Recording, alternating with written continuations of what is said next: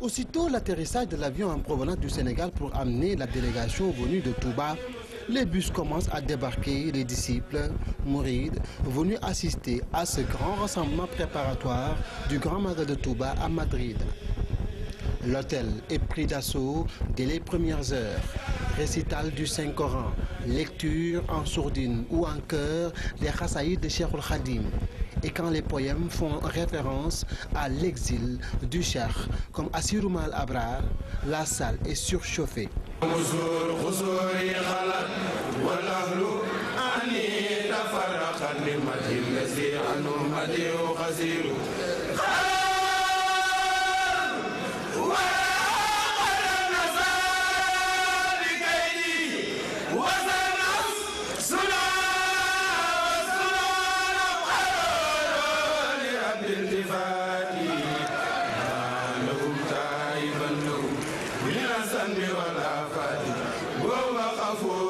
Une salle archi-comble, assise jusque dans ses couloirs, coins et recoins. Un public tenu en haleine pendant 8 heures d'horloge par des conférenciers.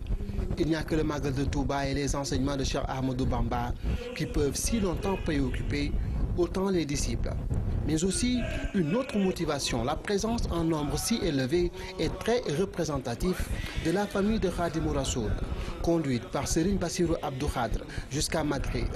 Et sous le ndigal du Khalife général des Mourides, Serigne Cheikh Sidi Mokhtar Mbacké, qui a lui-même réitéré la recommandation de venir sensibiliser la diaspora sur le Magal, comme l'a rappelé Serigne Bassirou Abdou Khadre. Nous voulions d'abord permettre aux talibés qui sont ici en Espagne de pouvoir vivre avant l'heure le Magal et de pouvoir bénéficier des enseignements de Cheikh Ahmadou Bamba. Et nous voulions également permettre à toute la communauté européenne, comme nous l'avions fait à Paris, comme nous l'avions fait donc à Mina, et permettre donc à ceux qui ne sont pas mourides de pouvoir quand même connaître Cheikh Ahmadou Bamba et notamment la Magal de Touba. Donc c'est pour cela que le Khalife général des Mourides avait instruit son porte-parole, Serigne Bassirou Abdou Khadre, d'organiser une série de conférences à travers le monde pour faire connaître ce Magal. Et donc ce double objectif a été atteint.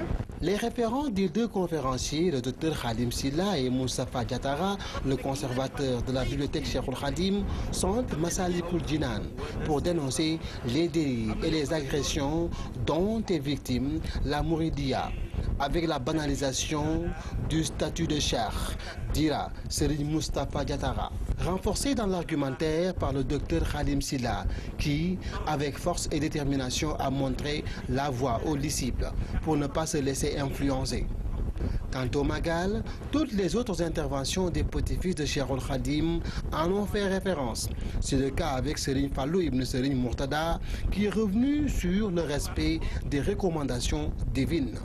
La présence de ce fils de Serigne Mourtada est comme une caution morale pour toute initiative tenue auprès de la communauté mouride de la diaspora, a rappelé Serigne Bassirou Abdou Khadre.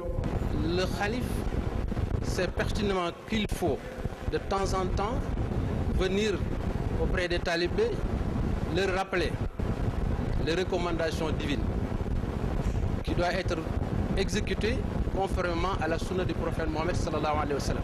Je pense que c'est un jour très important pour nous les mourides, parce que Cheikh Ahmadou Bamba a rappelé que tout ce qu'il a eu, il a eu grâce à ce voyage qu'il a eu à effectuer dans l'océan. Dieu a voulu élever mon grade et je dois être l'intercesseur de mon peuple, des miens, et je dois être aussi le serviteur du prophète. Ainsi, le signal semble être donné pour un Magal réussi où toute la communauté mouride de la diaspora est mobilisée pour la célébration de la 118e édition du Grand Magal de Touba, le départ en exil de Cheikh Ahmadou Bamba.